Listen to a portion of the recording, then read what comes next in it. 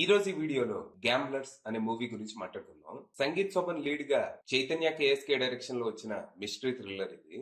ఈ cinema story ఏంటి, దీని మీద నా ఒపీనియన్ ఏంటనేది ఇప్పుడు తెలుసుకుందాం పదండి. ముందుగా ఈ సినిమా స్టోరీ ఏంటంటే, సిసిసి అనే ఒక సీక్రెట్ సొసైటీ చాలా సీక్రెట్ గా నిర్వహించే పోకర్ గేమ్ ఆడటానికి పెద్దగా పరిచయం లేని ఒక బిజినెస్ మ్యాన్, ఒక అప్కమింగ్ యాక్ట్రెస్, ఒక వెయిటర్, ఒక ఎక్స్ పోలీస్ ఆఫీసర్ తో పాటు గాయత్రి అనే అమ్మాయి వస్తది.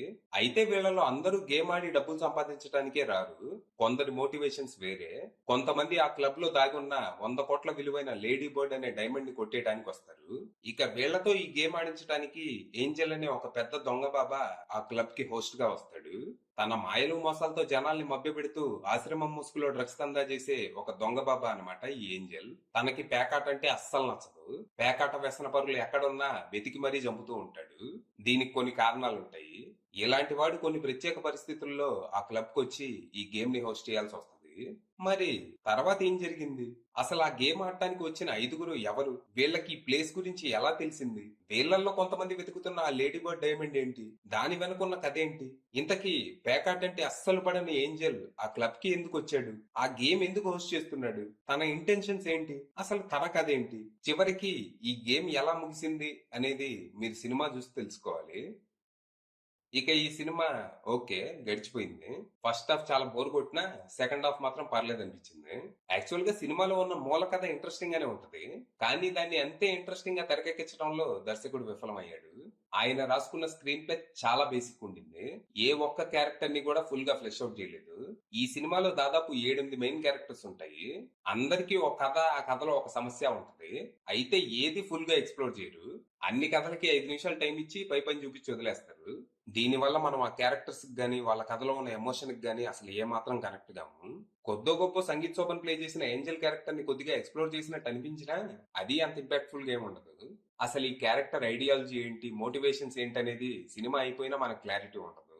అంత కన్ఫ్యూజ్డ్ గా ఉంటది. అలాగే తను అసలు బాబాగా ఎందుకు ఏ పరిస్థితుల్లో మారాడనేది కూడా పెద్దగా ఎక్స్ప్లోర్ చేయరు.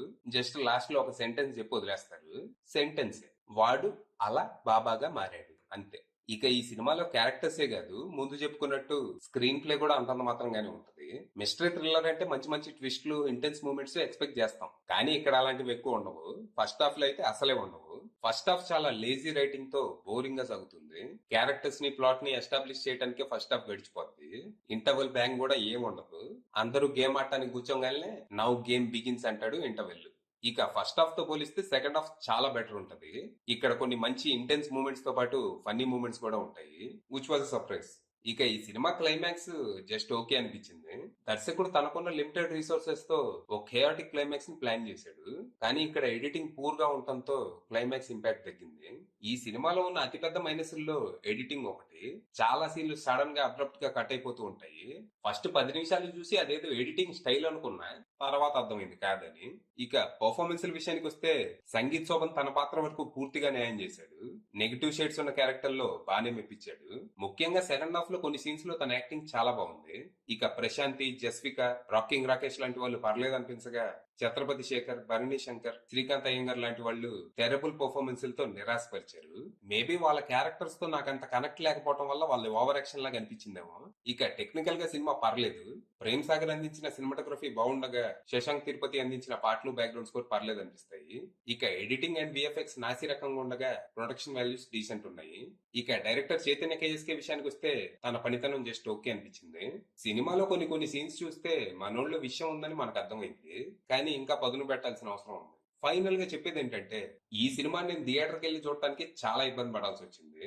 4 సార్లు టికెట్ బుక్ చేస్తే 3 సార్లు నేను తప్ప ఎవరు బుక్ చేయలేదని షో క్యాన్సిల్ అయింది. మొత్తానికి 4గోసారి నాతో పాటు ఇంకో 4 వస్తే మొత్తం 5గురికి కలిపి షో వేశారు. సో ఇది థియేటర్ లో దొరకటం కష్టమే గానీ, స్ట్రీమింగ్ వచ్చే వరకు వెయిట్ చేస్తే ఉత్తమం. అది విషయం.